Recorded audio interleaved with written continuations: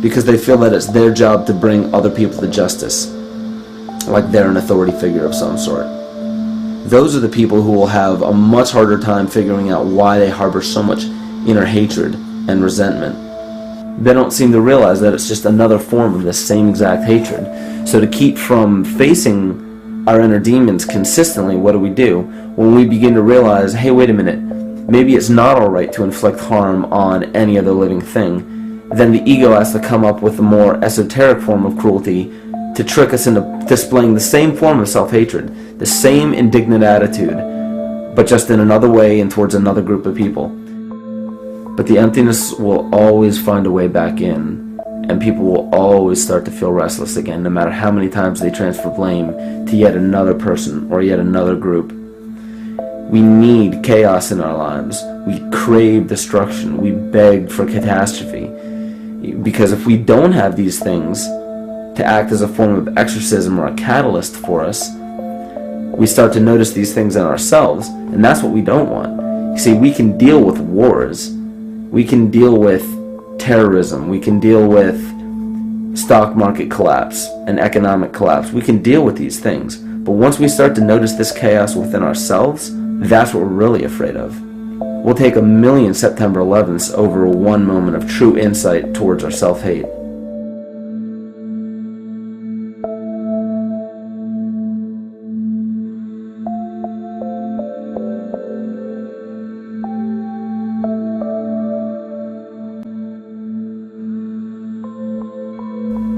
And you know, the most interesting part of all of this is we encounter things every day, every single day, that we either accept with open arms or that we reject violently. The interesting part is not really what we're accepting or rejecting as much as what it is inside us that makes us feel compelled to a certain thing or repelled from a certain thing. There's this fundamental dual behavior of muscular strength or weakness, attraction or repulsion. And what's interesting about this is when you realize that consciousness, awareness, that intangible essence that animates all matter into what we see around us as life, that is where you will find the origin of this dual behavior. It's been explained as the inhalation and exhalation of Brahma, the contraction and the expansion of Ahriman and Lucifer in an anthroposophical setting, the active and the passive qualities in electricity, the masculine and feminine qualities, yin and yang, existence and nothingness. These are all ways to explain the same behavioral process that begins with awareness, it begins with consciousness. And if you get rid of all the images and concepts in our minds of these sayings in your head and just try to feel the difference between the two polarities, you'll begin to notice that all of the different scenarios and possibilities that are playing out in the world all spawn from this common origin. You'll have 1,000,000 people telling you why the Bible is supposedly the Word of God and that you should follow it word for word. And then you'll have another 1,000,000 claiming that it's a form of mind control and not to believe any of it. Everybody will tell you to beware of this or watch out for that. This is good information, this is bad information. And I just have to wonder, what makes anyone an authority figure enough to say that something is true or false? And why are you denying or accepting anything based on the suggestion of another person? Why aren't you making that decision for yourself? Information is information. There's no such thing as good or bad information. It's all what you do with it. I say let everything be your Bible. Give every piece of information, every person, every event or scenario or situation an honest and open mind. Because then it's your responsibility to respond to it in the way that you choose. Not following the herd, not following convention, it's your responsibility. And that's the point when, no matter how many people tell you you're wrong or right, you're not dependent upon their approval. If we at least question our own actions, question our own thought process, and make a conscious decision to what we feel is right every single day, that's what I believe to be divinity. That's true shamanism. And that, to me, is what it really feels like to be alive.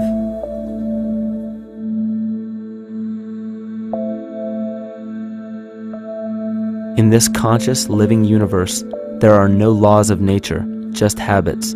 There is nothing external to the universe to enforce a law upon it.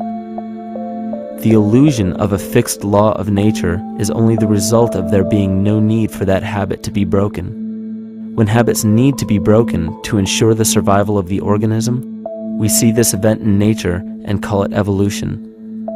The collective mind shapes our evolution, and a great example of this is the experiment done by John Cairns in 1988. His team put lactose-intolerant cells in an environment with only lactose for food.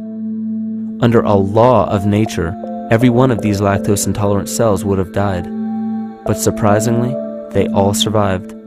Every one of them understood the problem that they were facing and replaced the defective lactase enzyme with a functioning one to utilize lactose for food. If a cell has the ability to decide how and when to evolve because it's facing extinction, then anything can. The existing beliefs are that a human body is a biochemical machine controlled by genes, and therefore the behavior, emotions, and character of our biology, our health, our lives, are controlled by genes which we don't control. So this is what we taught people. You're a victim. Genes control your life. You didn't pick them. You can't change them. The genes you end up with program what's going to happen. My experiments on stem cells, which I started in 1967, I'd isolate one stem cell, put it in a petri dish, and then it would divide every 10 hours. So I took all the cells, split them up into 3 groups, and then just put them in 3 petri dishes. And then I changed the growth medium, the constituents of the environment, in each of the 3 dishes. In one dish, the cells form bone. The second dish, they form muscle. And a third dish, they form fat cells. What controlled the fate of a cell? And the first thing you have to say is, well, wait, they were all genetically identical when they were put in a dish. So obviously the genes didn't control it because they all had the same genes. What was different was the environment. And all of a sudden in my career it said, oh my gosh, here I am teaching genes control life, and the cells are telling me genes respond to life. And since you can control the response, you can control your life. It's how you read the environment, how your mind perceives the environment. And if you understand this, then you could lead yourself to the most wonderful expression on this planet, to be fully alive and fully healthy, just how you respond to the world.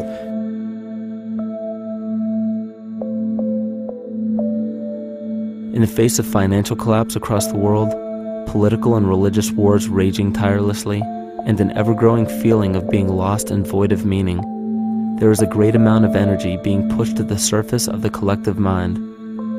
Evolution does not come about gradually. It happens in spurts and fits, and comes about due to a tremendous need for the organism to survive. We are now at a point in history where we will choose. We will choose to become sovereign or remain dependent, to face our true self or continue fighting a ghost, to become well or allow this disease to grow, to live or to die. The choice is yours.